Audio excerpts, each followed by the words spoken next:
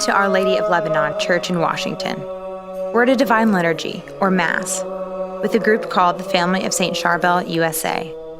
A handful of worshipers are chanting in Arabic. You can smell the incense coming through the sanctuary. Beneath the golden crucifix is a portrait of a white-bearded, black-hooded monk, St. Sharbel, the miracle worker of Lebanon. I'm Zoey Maraist, staff writer, and you're listening to the Arlington Catholic Herald podcast. We have stories you won't find anywhere else. Different things bring these people together every week, some from more than an hour away. But what everyone at Our Lady of Lebanon has in common is a love for St. Sharbel. Here's Father George Sebali.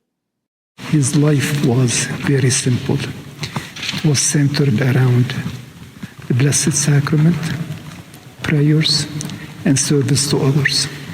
And that is what a priest is called to do. He did it a whole lot better than we can, but that's why he's a saint.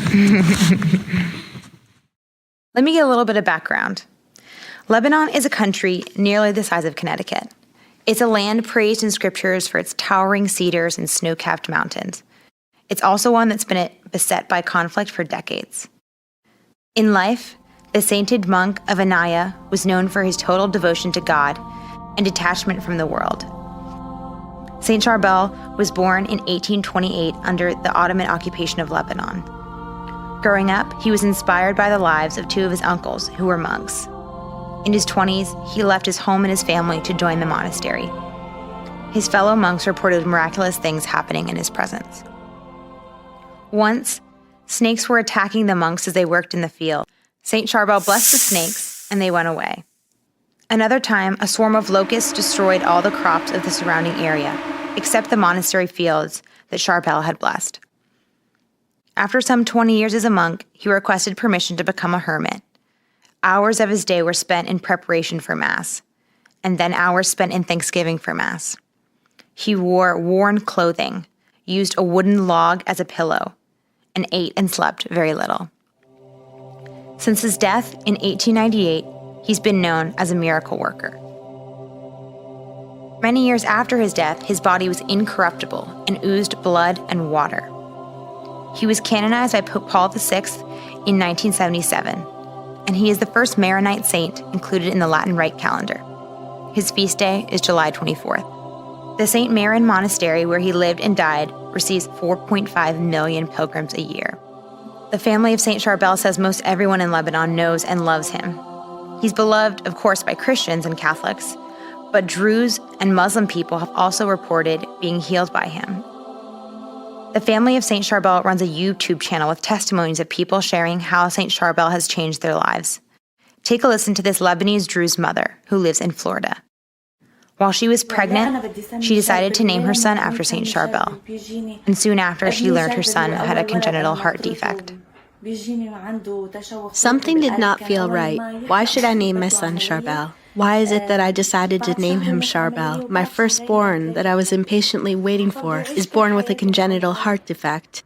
He needed a surgery immediately after the delivery, and then another surgery after a month and a half, and a third surgery after 2 to 3 months. He had to suffer from this condition his entire life. So I called unto Saint Sharbel. I have no one to turn to but you, O Saint Sharbel. You are now my only hope after God Almighty. Have mercy on my son.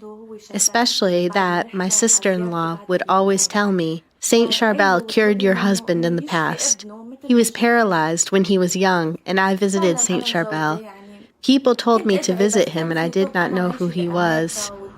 I visited him, and he cured your husband after just 2 days after the visit. So pray to him, and ask him to cure his son, just as he cured him. I used to pray, but we also believed in medicine.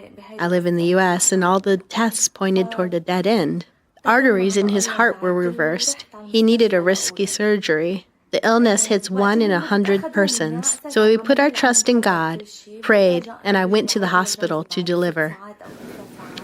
After the delivery, they took him to surgery, since everything had been planned ahead. To my surprise, the staff called my husband after 6 or 9 hours, and he came back crying. My sister-in-law, who always wore a necklace with St. Sharbel's picture, told the doctor, that Saint Sharbel will perform the surgery. Of course, no one minded her or commented on what she said. Science and medicine proved that our son needed a surgery.